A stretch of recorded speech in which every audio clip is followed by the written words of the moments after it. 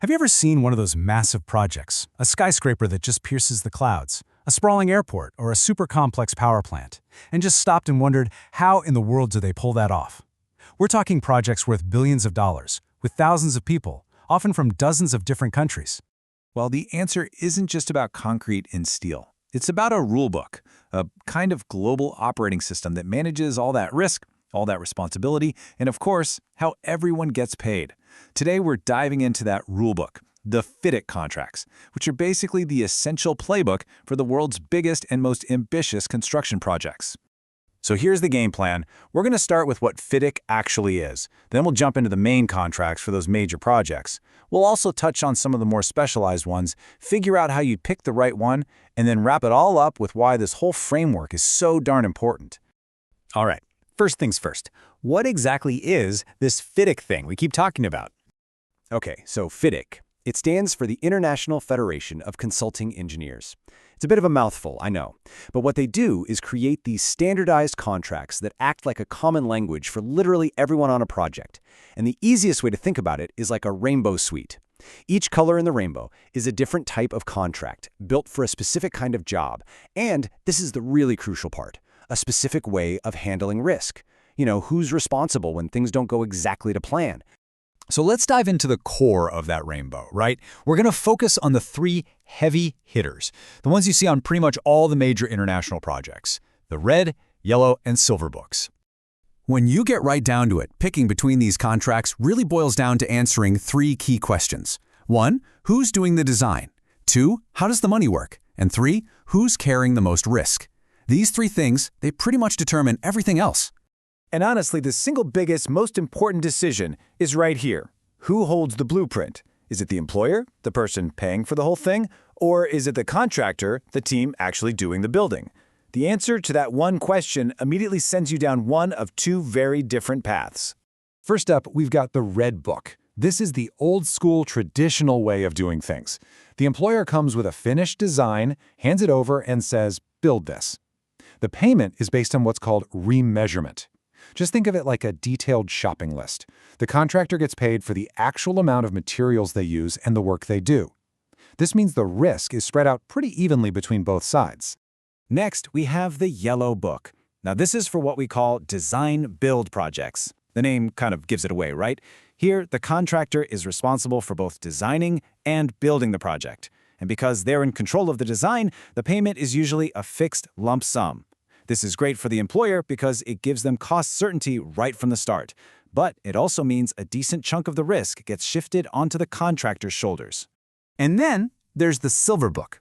This is the real powerhouse, used for what are called turnkey projects.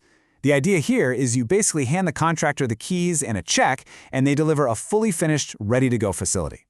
Just like the yellow book, the contractor handles the design for a fixed price, but the huge difference is the incredible amount of risk they take on. And I mean, the silver book puts almost all the risk squarely on the contractor. We're talking everything from making sure the design actually works for its intended purpose to dealing with unexpected stuff they might find in the ground. It is the absolute highest level of responsibility a contractor can possibly take on.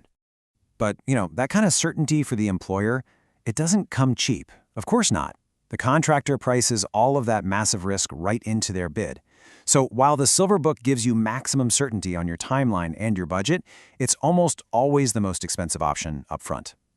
You can see why banks and lenders love this one, right? It gives them the most security for their investment. Okay, so those are the big three. But there are other colors in the rainbow suite for more, let's say, specialized situations. So let's take a quick look at two other important ones, the green and the white books. The green book is basically the short-form contract. It's designed for smaller, less complicated, or maybe repetitive jobs. We're not talking about building a new international airport here. Think smaller scale stuff. It's a much more streamlined option for when you just don't need all the heavy-duty legal machinery of the bigger books. Now, the white book is the odd one out because it's not for construction at all. It's actually the agreement you use to hire the expert consultants, the engineers, the project managers, the pros who are going to oversee the whole thing. So before you even think about picking a red or a yellow book for your builders, you'd probably use the white book to hire the expert who's going to help you manage them. Okay, so we've seen the whole menu of options. How do you actually put this into practice and pick the right contract? Well, it really just comes down to asking yourself 4 key questions.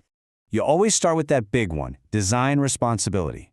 If you, the employer, already have the design complete, you're heading down the red book path. If you want the contractor to handle the design, then you're looking at either yellow or silver. Next up, payment. Do you want to pay for exactly what gets built? That's the red book's remeasurement style. Or do you need that upfront cost certainty of a fixed lump sum? That's yellow and silver. Then it's all about risk. If you want a balanced approach, that points to red. But if you need maximum, ironclad certainty and you're willing to pay a premium for it, silver is your answer. And finally, of course, just consider the size. If the project is smaller and not super complex, the simple green book is probably your best bet.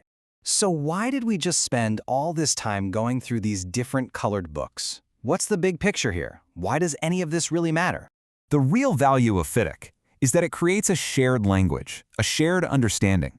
You know, when a project team from Germany, a bank from Japan, and a contractor from Brazil all get together to build a dam in Egypt, they aren't starting from square one, arguing over basic terms. They have a common framework, a common language for defining who does what, who pays for what, and most importantly, who's on the hook when things inevitably go sideways. It's what turns potential chaos into manageable, predictable complexity. And really, this common language is what allows us to build these incredible things on a global scale. Which kind of leaves us with one last thought to chew on. In any complex human effort, whether it's building a skyscraper or tackling huge global challenges, what's the real value of having a clear, a fair, and a universally understood set of rules?